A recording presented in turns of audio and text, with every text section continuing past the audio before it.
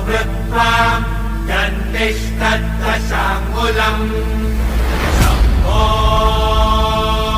मंदिर का मेन गलियारा, यहाँ पर आप अपनी गाड़ी लेकर आ सकते हैं। गाड़ी निकल रही है और आते ही ये गोपुरम का दर्शन होंगे और फिर ये सामने ये पूरा मंदिर का दूसरा गलियारा है।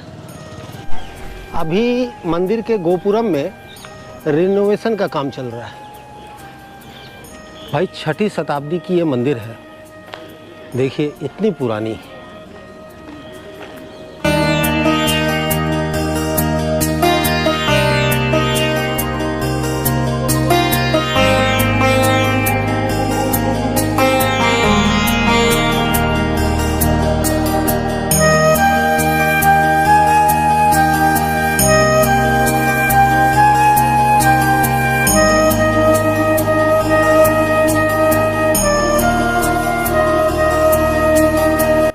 एकम्बरनाथ मंदिर का ये मुख्य द्वार, यहाँ से एंट्रेंस होती है पंचभूतों की नगरी और सप्तपुरी कांचीपुरम में आपका स्वागत।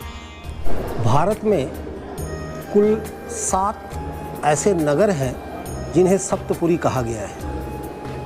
उन सप्तपुरी में अयोध्या, मथुरा, काशी, द्वारका, हरिद्वार, उज्जैन और कांचीपुरम है। तो कांचीपुरम को भी सप्तपुरी में ही गिना जाता है उन्हें, और कांचीपुरम को सप्तपुरी का दर्जा प्राप्त है।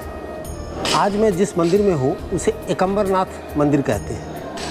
ये मंदिर पंचभूत कहते हैं ना, 5 एलिमेंट्स जिससे अपना शरीर बना हुआ है। धरती, आकाश, वायु, जल, अग्नि, ये 5 तत्व हैं।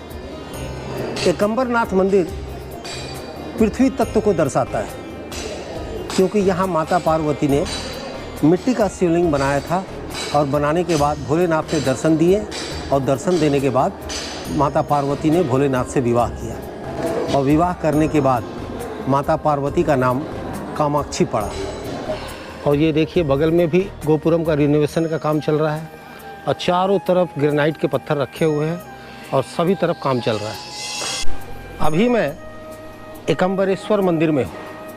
इस मंदिर का निर्माण 6ठी शताब्दी में पल्लव वंश के राजाओं ने करवाया था। ये सामने नंदी जी विराजमान है और नंदी जी का मुख इस तरफ, तो इधर भोलेनाथ विराजमान है। ये प्रसाद काउंटर,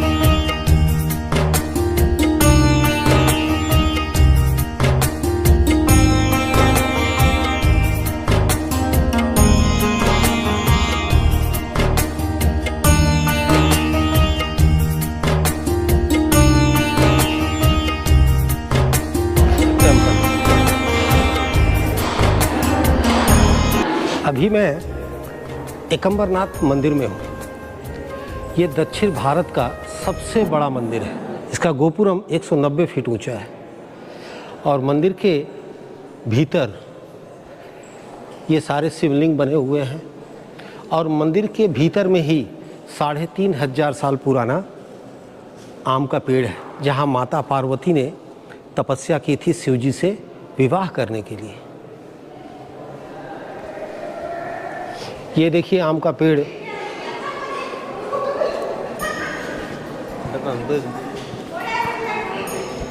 ये दिखाता है माता पार्वती, ये भोलेनाथ जी का देखिए शिवलिंग बनाए आम के पेड़ के नीचे। इस मंदिर में लिखा हुआ है, ये आश्चर्यजनक आम का पेड़ है कामाक्षी अम्मा मंदिर का, जिसमें भगवान शिव के लिए माँ कामाक्षी ने तपस्या की थी। और इस पेड़ की 4 शाखाएं हैं, और चारों शाखाओं में अलग अलग किस्म का जो है आम निकलते हैं, और उसका स्वाद भी अलग अलग किस्म का है। और ये आम का पेड़ 3500 साल पुराना है। धार्मिक कथा अनुसार एक बार माता पार्वती ने शिव जी का आँख बंद कर दिया था, जिससे पूरे दुनिया में अंधकार छा गया। तो अंधकार छाने के बाद भोलेनाथ ने अपना तीसरा नेत्र खोलकर पूरे संसार को प्रकाश दिया। इससे माता पार्वती को पाप लगा, तो पाप लगने के बाद भोलेनाथ ने कहा कि तुम कांचीपुरम में जाकर जो है पूजा अर्चना करो, तपस्या करो, तो तुम्हें पाप से मुक्ति मिलेगी। तो माता पार्वती जो सती के रूप में थी उस वक्त, वो इस मंदिर में आई और आकर इस जगह पर आई और आकर उन्हें तपस्या किया। तपस्या करने के बाद भगवान भोलेनाथ ने, मैंने मजाकिया तौर पर बोलिए, वो शिवलिंग को जो है गलाने, मतलब उसको गंगा की धारा छोड़ दिए थे कि वो शिवलिंग गल जाए। लेकिन माता पार्वती ने उस शिवलिंग को अपने गले में धारण किया। धारण करने के बाद उस शिवलिंग की रक्षा की। रक्षा करने के बाद भोलेनाथ अति प्रसन्न हुए और प्रसन्न होने के बाद दर्शन दिए और इसी जगह पर सती से उन्होंने विवाह किया और विवाह करने के बाद माता का नाम यहाँ कामाक्षी पड़ा।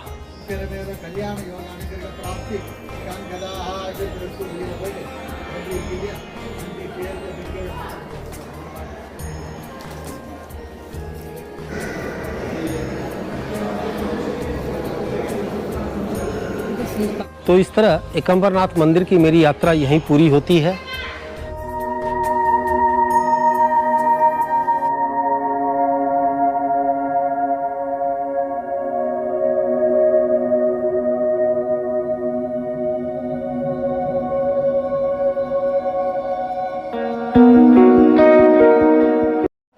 तेरह 1300 साल पुरानी ये मंदिर है और इस मंदिर का निर्माण चोल वंश के राजाओं ने करवाया था 1053 साल में। एक बार विष्णु भगवान ने ब्रह्मा जी को कहा कि कांचीपुरम में आकर यज्ञ करो। तो ब्रह्मा जी ने कांचीपुरम में इसी जगह पर यज्ञ करने का संकल्प लिया। वैसे यज्ञ में पत्नी के साथ बैठा जाता है, लेकिन ब्रह्मा जी ने अपनी सरस्वती को छोड़कर गायत्री और सावित्री के साथ यहाँ पर यज्ञ में बैठ गए। इस बात की जानकारी सरस्वती जी को हुई और उस समय सरस्वती जी धरती पर विराजमान थी। वो गुस्से में आकर वेगवती नदी का रूप धारण कर इसी जगह पर आकर उस यज्ञ को बाधा पहुँचाने की कोशिश करने लगी। तो ब्रह्मा जी ने विष्णु जी को आवाहन किया और कहा कि मुझे इस मुश्किल से बचाइए। तो विष्णु जी ने चिर मुद्रा में, ऐसे सोने वाली मुद्रा होती है ना, चिर नहीं, सोने वाली मुद्रा में सोकर सरस्वती जी के वेग को रोक लिया और प्रसन्न होकर ब्रह्मा जी को आशीर्वाद दिए। अपने विश्व रूप में, ओरिजिनल रूप में आकर ब्रह्मा जी को आशीर्वाद दिए। तो ब्रह्मा जी जो है भगवान विष्णु के ओरिजिनल रूप को देखकर अति प्रसन्न हुए और विश्वकर्मा जी को कहे कि एक भगवान विष्णु का ठीक वैसा ही आप एक मूर्ति बनाइए। तो उस वक्त यहाँ पर अंजीर की पेड़ हुआ करते थे, यहाँ पर इस मंदिर के परिसर में। तो विश्वकर्मा जी ने उसी अंजीर के पेड़ से लकड़ी लेकर भगवान विष्णु का मंदिर बनाया, जिन्हें वरदराज पेरुमल कहा जाता है।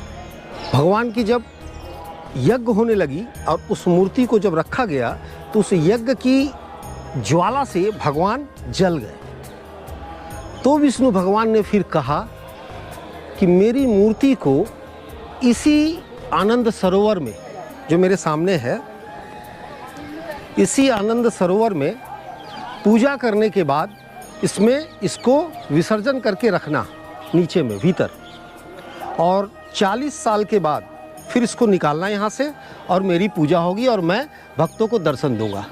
तो ये वही आनंद सरोवर है जहाँ पर भगवान को अभी फ़िलहाल रखा गया है। भगवान लास्ट 2019 में यहाँ निकले थे और दोबारा आप जो निकलने वाले हैं 2059 में।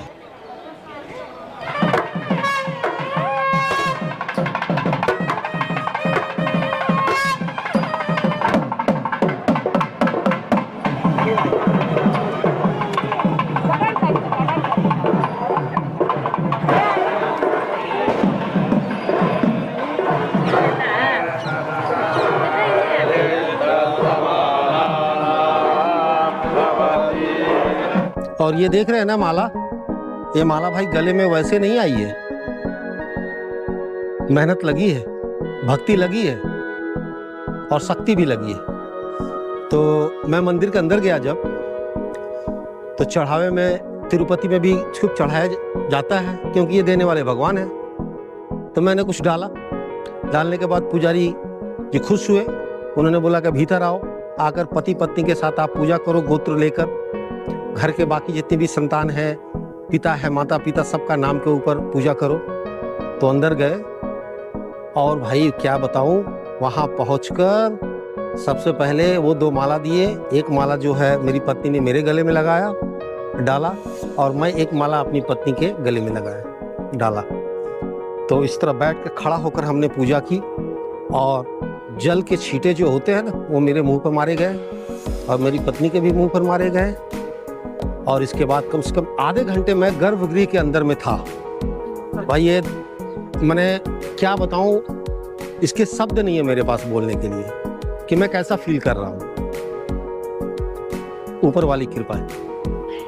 कोविल इडली, ये आपके तिरुपति का लड्डू और वरदराज स्वामी विष्णु भगवान के कांचीपुरम का ये कोविल इडली बोलते हैं। ये कोविल इडली जो है ना, इसका साइज देखिए, इतना बड़ा साइज है और ये कहीं नहीं मिलेगा, ये सिर्फ मंदिर में ही मिलेगा, इस मंदिर में, और इसे प्रसाद के स्वरूप में दिया जाता है। तो इसकी खासियत यही है। तो कांजीवरम की साड़ी और कांजीवरम की कोविल इडली ये दुनिया में और कहीं मिलने वाला नहीं।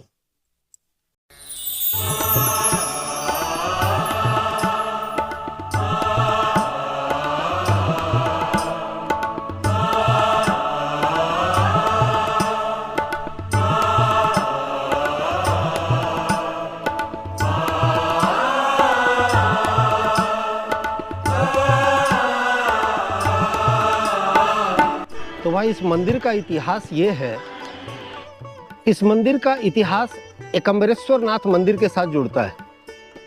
माता सती वहां पर तपस्या की थी और तपस्या करने के बाद महादेव प्रकट हुए थे और माता सती से विवाह किए। विवाह करने के बाद माता का नाम कामाक्षी देवी पड़ा और इन्हें त्रिपुर सुंदरी कहा जाता है। अच्छा, कामाक्षी का पूर्ण अर्थ क्या होता है मैं बताता हूं आपको। कामाक्षी, ककार ब्रह्मा, अकार विष्णु और मकार महेश, क मा आ हो गया, अक्षी मतलब माता के नेत्र, ये पूरा नाम हुआ कामाक्षी। माँ के मुख्य मंदिर के ठीक पीछे पंचगंगा, एक तालाब है जिसे पंचगंगा कहते हैं।